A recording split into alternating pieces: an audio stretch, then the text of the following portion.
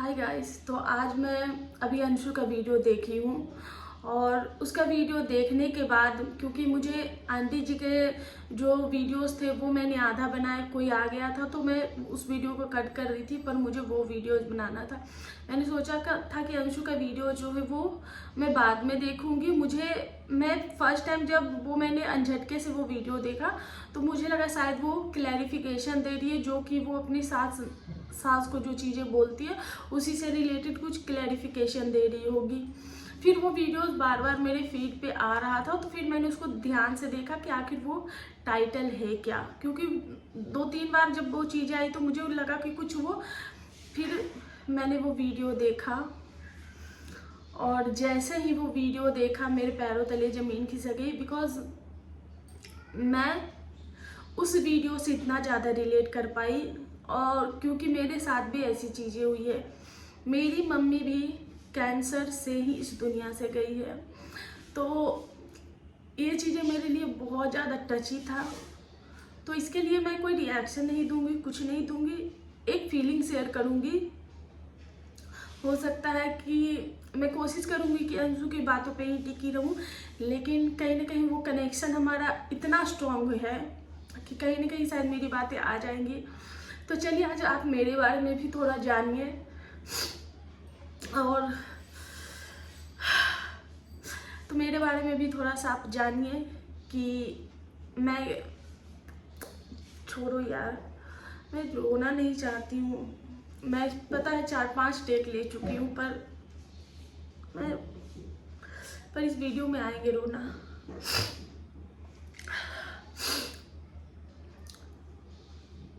तो अंशु ने जैसा कि बताया कि उनकी मम्मी को पेन होता था, वो पेन किलर खाती थी, फिर उनका पेन सही हो जाता था, फिर उनको पेन होता था और इसी तरीके से 6 महीने चला।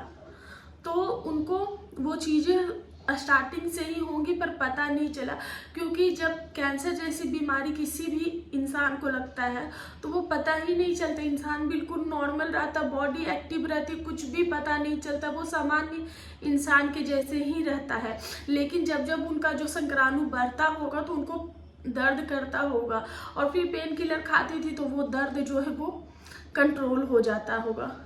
फिर अंशु के बताए मुताबिक उनकी मम्मी को एक दिन ब्लीडिंग हुई, और उस ब्लीडिंग को जब वो दिखाने गई तो ये सारा प्रोसेस हुआ, और उसके बाद रिपोर्ट आई तो उन्होंने बताया कि कैसे उनके घर के हालात थे। तो अंशु ने बताया कि जब उनकी मम्मी रिपोर्ट लेकर आई तो वो एकदम नॉर्मल थी। उसके बाद वो कमरे में बैठी, उनके भाई थे, अंशु थी, उनके पापा थे, सबको बैठे, और उन्होंने उनसे पापा से पूछा कि अगर मुझे कुछ हो जाता है तो क्या आप मेरे बच्चों को संभाल लोगे। तो उनके पापा को भी कुछ प्रॉब्लम थी, जो कि अभी अंशु ने नहीं बताई, तो क्योंकि नेक्स्ट पार्ट में शायद वो बताएगी।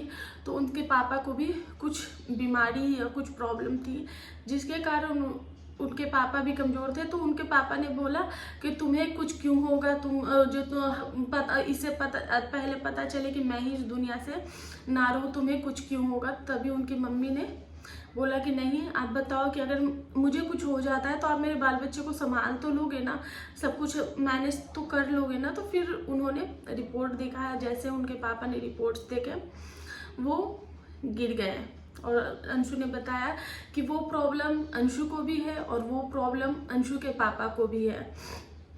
और अंशु के पापा भी नीचे गिर गए सर करके, और उनको बहुत मतलब कि सर में चोट आई। और अंशु ने बताया कि जैसे कि मेरे पापा भी जब भी बेहोश होते या चक्कर आता है तो उनके कपड़े में ही यूरिन पास हो जाता है, बॉडी जो है वो कंट्रोल में नहीं रहती। और सेम प्रॉब्लम अंशु को भी है, अंशु के ही कपड़े में ही यूरिन निकल जाता है। तो उसके बाद उनके पापा को उन लोगों ने संभाला, हैंडल किया, और उसके बाद मतलब कि दिखाने सुनाने के लिए उसने अपने भाई की फ़ोटो लगाई है। मतलब जब इंसान को वो कहते हैं ना कि इंसान, बच्चे ना कब बड़े हो जाते हैं पता ही नहीं चलता, बच्चे बहुत स्ट्रांग हो जाते हैं, और कहीं ना कहीं वो हिम्मत भी इंसान को मिल जाती है। हम सुन के ऐसा फील होता है, और आपको वो हिम्मत मिलती है जब आप ये चीज़ें, जब आपके सर पे परेशानियां आती है ना तो आपको हिम्मत भी आती है। उसके बाद उसके भाई सिर्फ 18 साल के थे, अंशु बहुत छोटी थी। उसने बताया 2019 की बात, और 2019 में लक भी देखो ना ऐसा है हम दोनों का कि मेरी मम्मी को भी 2019 में ही, जब कोरोना का सेकेंड चल रहा था, 19 या 20 था शायद, जब नहीं फर्स्ट वाला में फर्स्ट वाला जब चला था तो 19 ही चल रहा था ना। तो नवंबर में, लास्ट नवंबर में मेरी मम्मी का इसी तरीके का एक, मेरे घर में भी शादी थी, मेरे जो बोलते हैं ना कि गोतिया में, तो गोतिया में शादी थी और मैं रेडी हो रही थी बीद में जाने के लिए, दल पूजी जिसको बोलते हैं। मैं आधा तैयार हुई, आधा होंठ पे लिपस्टिक लगा है, आधा तैयार हूँ, और मेरी बहन का कॉल आता है कि जिस चीज़ का डर था वही हुआ। मैं एकदम सन्न हो गई, क्या हुआ। तो और सब लोग जाने के लिए, बीच में जाने के लिए मुझे भी बोल रहे थे कि तो, और उस वक्त मैं समझ में नहीं आ रहा था मैं कैसे, कोई अपनी खुशियाँ मना रहा है, उसकी खुशियों के बीच में अपनी इतनी बड़ी बात कैसे बोल दूँ। और ये सुनने के बाद किसी का भी हिम्मत नहीं पड़ेगा कि वो जाके खुशी मनाए, नाचे गाए। फिर मैं नहीं गई और मैं शांत रही। फिर मुझे लग रहा था मैं करूँ क्या, मैं पागल हो रही थी कि मैं क्या करूँ। ये चीज़ मेरे ऊपर हावी हो रहा है क्योंकि मैं अपनी मम्मी से बहुत ज़्यादा करीब थी, वो चीज़ मेरे ऊपर बहुत हावी हो रहा था। 2-3 घंटे ऐसे ही चलता रहा। मैं कही कि इतने में मैं पागल हो जाऊंगी क्योंकि मेरे से हैंडल नहीं होगा। 3-4 दिन बाद मेरी बेटी का बर्थडे था। मैंने अपनी जेठानी को बोला कि दीदी चलिए मार्केट चलते शॉपिंग करने के लिए। तो फिर वो पूछी कि गई क्यों नहीं वहाँ, तो मैंने उनको सारी बात बताई। फिर वो मेरा चेहरा देख रही है कि इसको इतनी बड़ी बात पता चली और ये शॉपिंग जाना चाहती है। तो मैं बोली कि हाँ जो चलना है, कब जो होना है वो तो होगा ही, लेकिन चलिए शॉपिंग करके आते हैं। तब तक मेरी मम्मी से कोई बात नहीं हो पाई थी क्योंकि घर बगल में शादी है। मैं किसी को बता के उनका जो है वो माहौल नहीं ख़राब करना चाहती थी अपनी चीज़ों की वजह से। खैर छोड़ो, वो मैं आगे आपको बताती जाऊंगी क्योंकि मेरी मम्मी जो थी वो सबसे ज़्यादा कनेक्टेड मेरे से थी।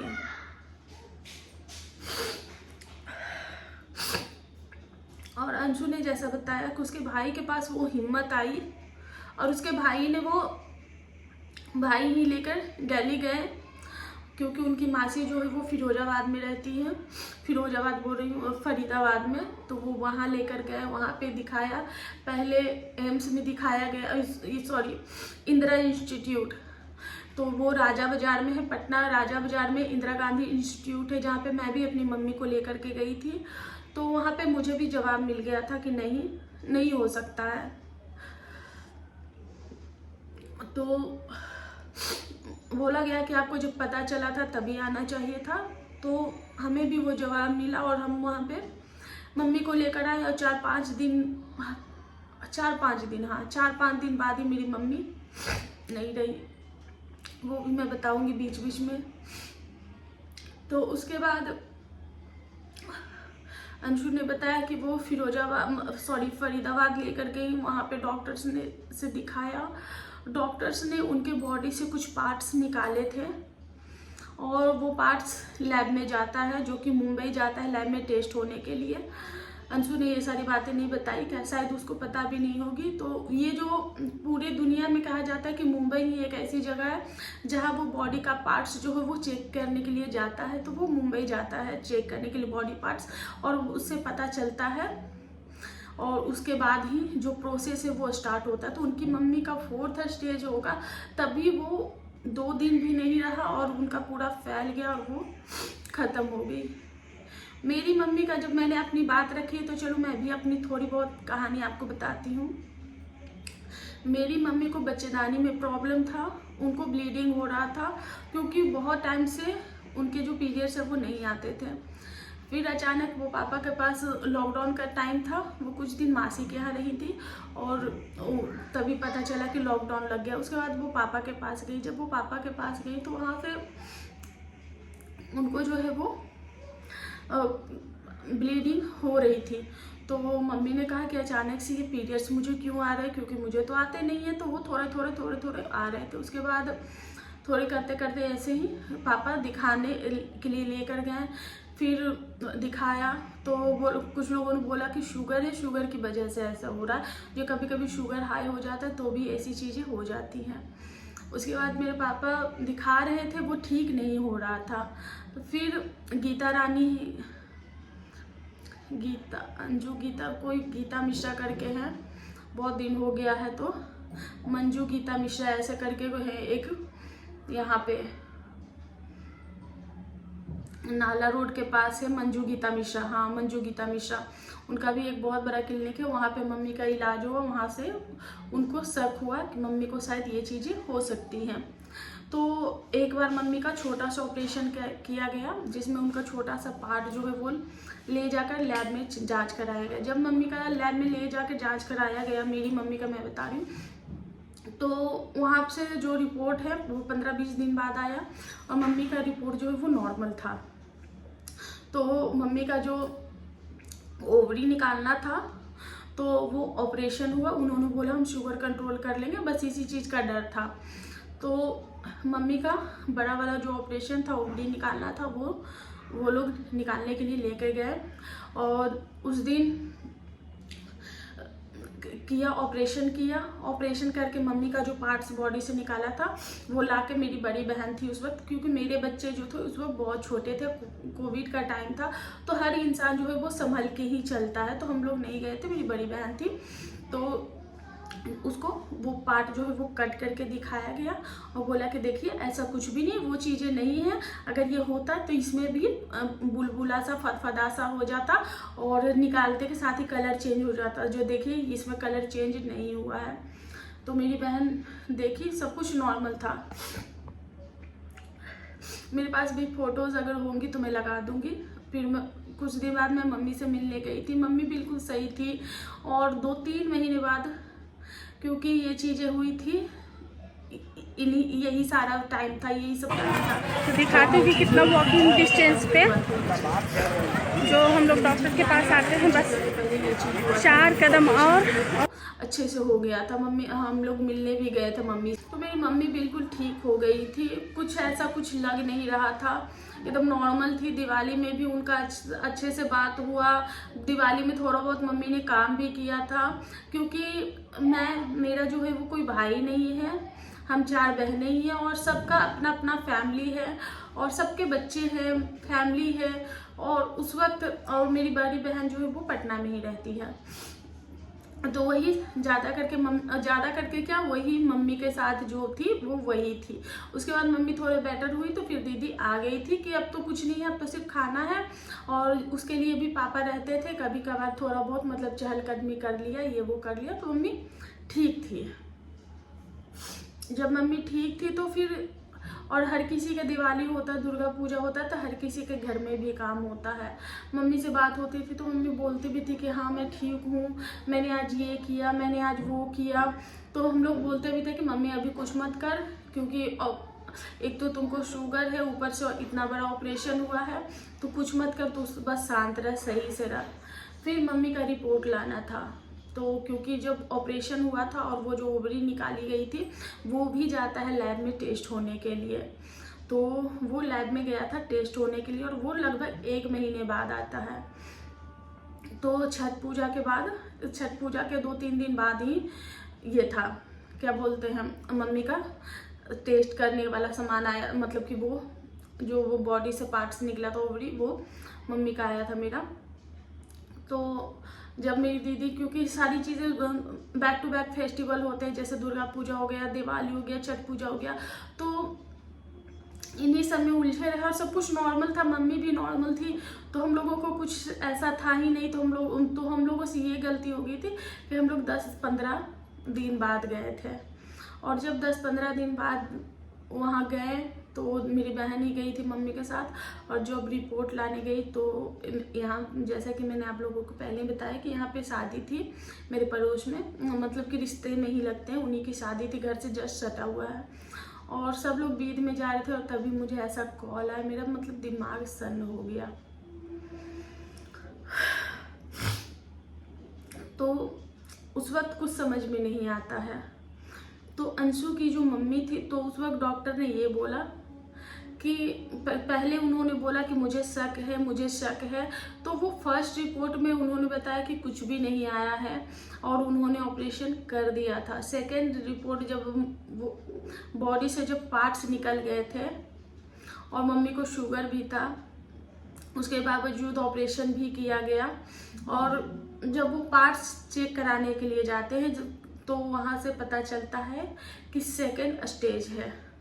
तो उन्होंने बोला सेकेंड स्टेज है, सिकाई विकाई होगी तो ठीक हो जाएगा। जो आप लोग अगर पहले आते तो चीज़ें ठीक हो जाती थी, क्योंकि मम्मी को जो है वो नाइफ लग गया था, चाकू लग गई थी, जिसके कारण वो चीज़ें जो है वो स्पीड से बढ़ने लगी थी। तो हम लोगों ने दिखाया, सुनाया, सब कुछ किया। और लास्ट में मम्मी का जो मतलब कि लास्ट में होली का टाइम था और मम्मी की हेल्थ जो है वो ख़राब होने लगी। बीच में 1-2 पिक हो गए मेरे दूसरे चैनल पे जो है पहले जिस पे मैं वीडियोस बनाती थी उसमें। सो गाइस बीच में मम्मी ठीक हो गई थी।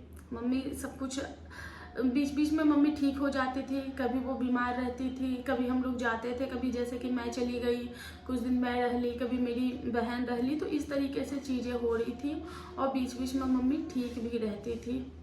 बीच में हुआ क्या था, मम्मी के जाने के कुछ दिन पहले, और जबकि मैं कुछ दिन पहले रह के आई थी, और उस वक्त क्या हुआ कि मम्मी मेरी बड़ी बहन जो है, जो कि उनकी फैमिली और वो लोग सब वैष्णो देवी का उनका प्लान बना, तो वो लोग वैष्णो देवी चले गए। वहाँ से मेरी एक और बहन है जो कि दिल्ली में रहती है, तो वो भी चली गई। अब सब लोग वैष्णो देवी चले गए थे और इधर मम्मी की जो हेल्थ है वो ख़राब होने लगी। और मेरी बहन गई थी होलिका दहन के 1 दिन पहले, वो लोग वैष्णो देवी गए थे, 1 या 2 दिन पहले ऐसे ही वैष्णो देवी गए थे, और मम्मी की इधर हेल्थ जो है वो ख़राब होने लगी। फिर मैंने कॉल पे बात होती थी तो पता चल रहा था कि हेल्थ ख़राब है। तो हम लोगों का ये था कि होली के बाद हम लोग जाएंगे। होली वाले दिन मैंने अपने पापा को कॉल किया हैप्पी होली विश करने के लिए। मैं बताऊँ गाइस, अब मेरे घर में ना होली के पहले इतनी चहल पहल होती थी। सुबह 3 बजे मेरे पापा मटन के दुकान पे बैठे रहते थे, मम्मी मेरी पूजा करना, देवता देवी करना, सबके लिए खाना बनाना, इतना ज़्यादा जिस घर में चहल पहल था। मैंने पापा को कॉल कर पूछा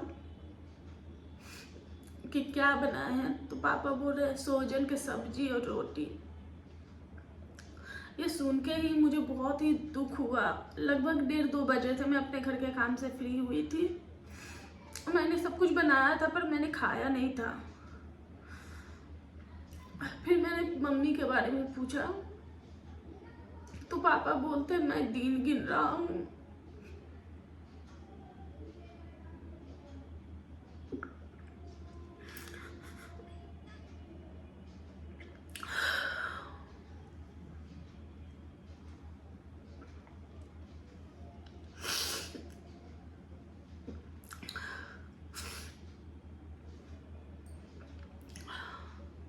बस इतना ही सुनना था कि मेरा होली, मेरी दिवाली, मतलब सब कुछ मेरा चला गया। उसी पर मेरा सब कुछ खत्म हो गया। कल हो गया, मम्मी के यहाँ गए सुबह मम्मी को देखा, मेरी हालत एकदम खराब हो गई। मम्मी मेरी ऐसे करके लेटी हुई थी, मम्मी का शरीर छोटा पड़ गया था। ऐसे पापा पनीर जो है वो छेना पाते थे, क्योंकि मम्मी को बहुत मतलब कुछ भी नहीं खाती थी, उनको सिर्फ दलिया खाना था और छेना, सेब, यही सब खाना था और कुछ भी नहीं खाती थी। मम्मी को देख रहा हूँ ऐसे करके वो गीला जैसे दही होता है ना, उस टाइप का पापा उसको छेना बना के दिए थे कि कुछ खा ले। वो देख के मुझे इतना अंदर से टूटी, फिर हिम्मत बांधा, क्योंकि जब आपको भगवान तक कष्ट देते हैं ना तो हिम्मत आती है। जैसे अंशु ने बताया ना कि वो लड़का कैसे ये कर गया, क्योंकि वो हिम्मत आती है। मेरे पापा ऐसे थे जो 1 गिलास पानी खुद से लेकर नहीं पीते थे। अगर मेरे पापा वॉशरूम जाते थे तो मेरी मम्मी वॉशरूम के बाहर बैठी हुई होती थी, उनको मतलब एक रुमाल तक हाथ में चाहिए होता था। मेरे पापा बर्तन धो रहे थे और जब मैं घर गई, मैं मतलब कि देख के सिचुएशन खराब हो गया। मैं पापा बता रहे थे कि मम्मी 10 दिन से सोई नहीं है। सो ही नहीं पाती है। और जब मैं गई वहाँ तो पता नहीं मम्मी को मेरे से मेरी मम्मी को अलग ही लगाव था। वहाँ पे मेरी मम्मी मुझे देखी, उसको हिम्मत आ गया और वो सो गई। तो पापा दोपहर में बोलते हैं अगर ये ऐसे सो जाए तो क्या ही दिक्कत है, ऐसे सो जाए तो फिर प्रॉब्लम ही क्या है, ये तो सोती ही नहीं है। फिर मम्मी को दिखाया और मम्मी का फेस पे ऐसा नहीं था कि डार्क है या फिर मम्मी का रंग काला पड़ रहा है। तो हम लोगों को लगा कि हो सकता है इतनी बड़ी बीमारी है, इलाज तो मम्मी का चल ही रहा है, इतनी बड़ी बीमारी है तो हो सकता है मम्मी को अगर ऐसा कुछ होता तो मम्मी का रंग जाता तो सिर्फ कमजोरी। हम लोगों को यही लग रहा था कि मम्मी बस कमज़ोर है और हम लोगों को कुछ नहीं लगा, मम्मी बिल्कुल ठीक है और मम्मी बस कमज़ोर हो गई है क्योंकि इतनी बड़ी बीमारी है। तो उसके बाद हम लोग लेके गए उनको डॉक्टर के पास, लीवर के डॉक्टर के पास। उसके बाद वहाँ पे गए तो फिर उन्होंने जो मैं और पापा थे तो उन्होंने बोला कि सिचुएशन सही नहीं है, क्योंकि मैं गई थी बच्चों को छोड़ के, क्योंकि मम्मी की जैसी सिचुएशन था, कोविड का टाइम था, तो मुझे था कि मैं बच्चों को लेकर जाऊंगी तो शायद मैं बन जाऊंगी, क्योंकि बच्चों पे फिर रिस्क नहीं आना चाहिए था। तो मैं अकेली ही गई थी अपने बच्चों को, मेरे छोटे छोटे बच्चों को यहाँ छोड़ के। तो फिर वहाँ दिखाया, जांच हुआ, मम्मी का बहुत सारा चीज़ हुआ। फिर मेरी बहन आई, बहन को कॉल किया, वो लोग भी दिल्ली से तुरंत आई। उसके बाद हम और मेरी बहन हम लोग बैठे, क्योंकि तब तक हमें क्लियर हो चुका था कि मम्मी ज़्यादा टाइम तक नहीं है। पहले उतना क्लियर नहीं हुआ था, जब हम एक डॉक्टर के पास गए तो उन्होंने बोला कि अब इनको क्या ही आप ये चीज़ नहीं दोगे, वो चीज़ नहीं दोगे, जो मांगती इनको खाने दो, जो देखिए अब कितना दिन चलता है, महीना दिन, 6 महीना, 1 साल, ऐसा उन्होंने बताया था। तो हम लोगों को लगा कि चलो 1 साल तो बोला है, तो और फिर भी हम लोग उनको कुछ भी खाने नहीं दे रहे थे चाची। और मेरी मम्मी खुद भी कुछ नहीं खाती थी, उनको कुछ देने पे भी वो कुछ नहीं खाती थी। और बस मम्मी यही बोलती थी ठीक तो हो जाऊंगी ना, मतलब मैं अपने भाषा में बोलती हूँ। मम्मी बोलती थी हम ठीक तो हो जाबे ना पूजवा, मैं कुछ होते तो नहीं ना, मुझे सब पता था, लेकिन फिर भी मैं बोलती थी कि नहीं कुछ नहीं हो तो मम्मी सब ठीक हो जी, तो जब बस थोड़ा कमजोरी हो।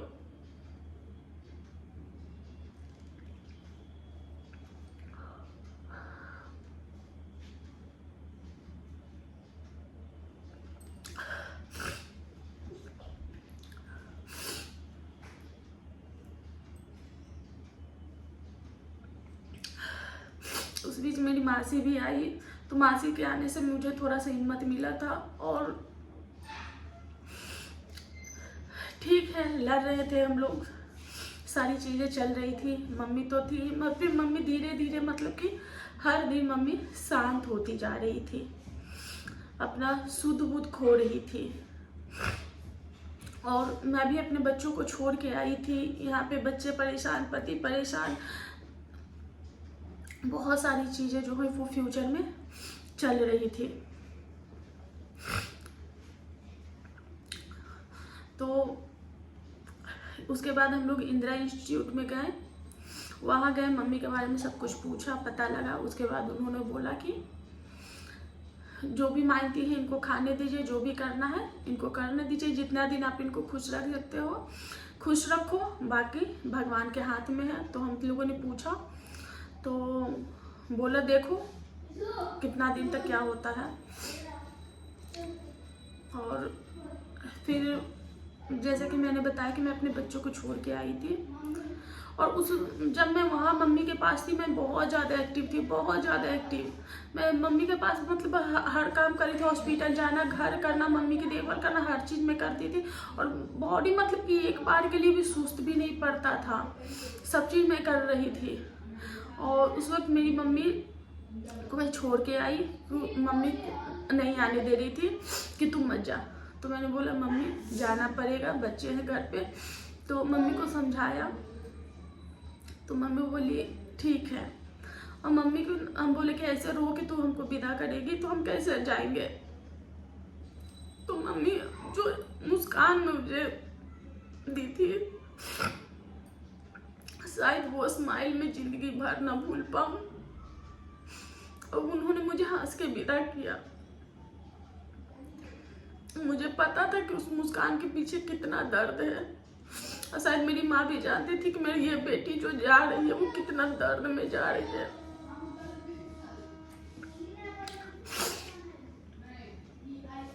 गाइस, मैं जिस बच्चे के लिए यहाँ पे आई थी उस बच्चे को मैं गले तक नहीं लगा पाई थी, क्योंकि मैं गाड़ी में बैठी उसी वक्त से मेरी उल्टी गिनती शुरू हो गई थी और मैं बीमार हो गई। घर आकर मैंने सर भी नहीं उठाया, मेरे हस्बैंड को खुद मेरी सेवा करनी पड़ रही थी। फिर मेरी छोटी बहन आई और मैंने जो लास्ट मम्मी को जो खिला के आई, उसके बाद मेरी मम्मी ने भी खाना नहीं खाया। 5 दिन ऐसे ही चला, ना यहाँ मैं सही थी ना वो सही थी। जब कोई सिर्फ मेरा नाम लेता था ना तो मेरी माँ ऐसे देखती थी, नजर उठा के कि मैं आई हूँ। फिर मेरी बहन ने कॉल किया, बोला कि देख मम्मी खाना नहीं खा रही। मैंने उसको वीडियो कॉल पे बोला, मम्मी खा ले, तू नहीं खाएगी तो हम कैसे रहेंगे। उसने हिम्मत करके खाना शुरू किया, लेकिन उसकी बॉडी साथ नहीं दे रही थी। वो इधर से खा, मम्मी दीदी मेरे मुंह में डाल रही थी, उसका इधर से निकल रहा था। फिर मेरी छोटी बहन आई, उसको तो, और मेरे आने के बाद मम्मी का जो सिचुएशन था वो और भी ज़्यादा, मतलब कि बॉडी जो है वो जा रही थी। मेरी बहन जब मम्मी को देखी तो वो हिम्मत ही नहीं कर पाई, वो मम्मी के सामने ही नहीं जा पाई, वो मम्मी को फेस ही नहीं कर पाई। और यहाँ पे मुझे भी हिम्मत, मैं खुद को समेट रही थी लेकिन मैं हो ही नहीं, मैं ठीक ही नहीं हो पा रही थी।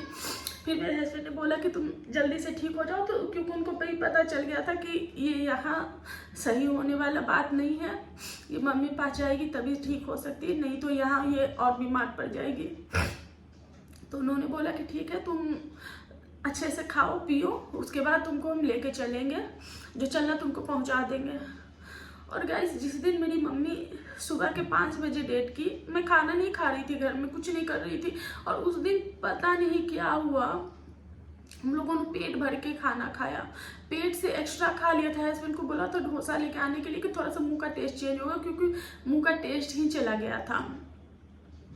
वो लेकर आए और मैंने खाया, मैंने 1.5 डोसा खाया, 1 और आधा। उसके बाद मेरी बहन ने बताया कि उन लोगों ने भी रात को बहुत सारा खाना खाया था, सुबह के 5 बजे। और मैं उस दिन रात भर एकदम सुकून से सोई थी। सुबह के 7 बजे 5 बजे मेरी बहन के सामने मेरी मम्मी ने अपनी अंतिम सांस ली। मुझे कुछ भी पता नहीं था। मेरी बहन और मेरी मम्मी के, मेरे पापा और मेरी बहन के सामने मम्मी ने अपनी अंतिम सांस ली थी। मेरी बहन को भी नहीं पता था कि वो मम्मी का अंतिम सांस है। पापा को पता चला था। पापा मेरी दीदी को बोले कि ठीक है मम्मी सो रही, आराम करने दे, तो चल। और वो लोग बाहर चले गए। और मेरे 1-2 कजन ब्रदर लोग थे, भाई लोग थे, तो वो लोग सब, पापा उन सब से बता चुके थे। फिर पता नहीं मेरी बहन को क्या हुआ, वो फिर अंदर गई, तब तक पता चल चुका था कि मम्मी नहीं है। उस दिन मैंने, मेरे हस्बैंड ने, दोनों ने ही फ़ोन जो है वो स्विच ऑफ किया हुआ था। हमें नहीं पता था क्योंकि हम सो गए थे। और सुबह के 5 बजे जब मैं उठी तो मुझे बड़ा ही अजीब सा लगा था। लेकिन फिर मेरे हस्बैंड को एकदम छोटे बच्चे के जैसे लिपट के उनसे सो गई कि। और 7 बजे मेरी बुआ का बेटा आकर बताते हैं कि मम्मी नहीं रही। मेरी मम्मी के जाने के बाद मेरी मम्मी का चेहरा जो है वो इतना अजीब सा हो गया था। मतलब वो उनके हेल्थ के पहले, मैं 1-2 फोटो लगा दूंगी। तो जब वो इस दुनिया से गई, जैसे अंशु ने बताया ना कि उनकी मम्मी को यहाँ पे छाई था और उनकी मम्मी का चेहरा उस वक्त इतना सुंदर हो गया, वैसे ही मेरी मम्मी का चेहरा एकदम खूबसूरत, ये होंठ एकदम मैरून मैरून होंठ हो गए थे। जब वो, मेरी मम्मी का भी प्राण जो है वो शायद आँख से ही निकला था। जैसे अंशु ने बताया कि आँख ऐसे खोला और फिर बंद कर लिया। वो जो उसने बताया ना कि उसकी मम्मी ने बीच में आँख ऐसे खोला था वो जा चुकी थी, उसके बाद उन्होंने आँख खोला था, क्योंकि जाने के बाद भी जिनकी आँख के द्वारा प्राण जाती है तो उनका आँख खुलता है कुछ टाइम के लिए। क्योंकि मेरी मम्मी को मेरी बहन बताती है कि मेरी मम्मी ने भी मेरी बहन को ऐसे उल्टा करके देखा था, और उसके कुछ देर बाद मम्मी को चादर ओढ़ा दिया गया था। तो फिर जब बीच में जब सबने चादर हटाया था मम्मी का, तो मम्मी ने भी आंखें खोली थी, मेरी बहन लोग बताती है। और जब मैं गई थी तब भी मम्मी की आधा आंख जो है वो खुला हुआ था और चेहरे पे एकदम स्माइल। मैं देखी, मैं बोल रही थी कि मैं ये तो हंस रही है, ये तो हंस रही है इस तरीके से। और अंशु को एक चीज़ के लिए बोला गया कि उसने अपनी मम्मी को लिपस्टिक लगाई, तो मैं बताना चाहूँगी कि वो जो श्रृंगार होता है वो 16 श्रृंगार होता है, जो कि जाने के बाद इस दुनिया से जब लोग चले जाते हैं ना तो उनको किया जाता है। उसमें वो 16 श्रृंगार भी आता है, वो लिपस्टिक भी आती। मैंने भी अपनी माँ को वो लिपस्टिक लगाई थी, हम बहनों ने ही अपनी माँ को सजाया था। जब वो मैं अपनी मम्मी को लिपस्टिक लगाई थी, वो स्माइल जो चेहरे पे था ना, वो शायद जीवन में नहीं भूल पाऊंगी। हम बहनों ने भी अपनी मम्मी को कांधा दिया, सब कुछ किया। हमारी तो शादी हो गई थी, तो कुछ मम्मी के जाने के बाद मैं 4 महीने बीमार रही। मैं एकदम मतलब होश नहीं रहता था, मैं 4 महीने एकदम बीमार रही, क्योंकि उनसे मेरा उनसे बहुत ज़्यादा कनेक्शन था। अभी भी ऐसा लगता है कि जब ऐसे नहीं लगता, ऐसे फील नहीं होगा कि हाँ मम्मी नहीं है। फिर मैं सोचती हूँ तो फिर लगता है मम्मी नहीं है। जब पापा के यहाँ जाती हूँ, मम्मी को फोटो देखती हूँ, तब एहसास होता है कि मम्मी नहीं है। जब मम्मी से बात करने का मन करता है तब फील होता है कि मम्मी नहीं है।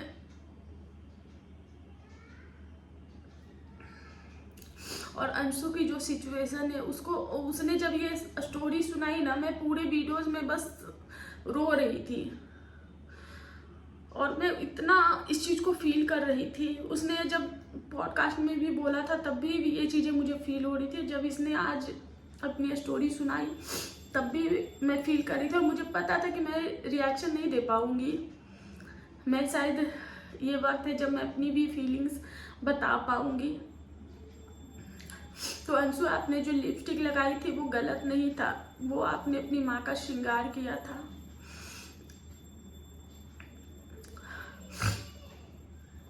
तो गाइस, यहीं पे इस वीडियो के एंड करते हैं।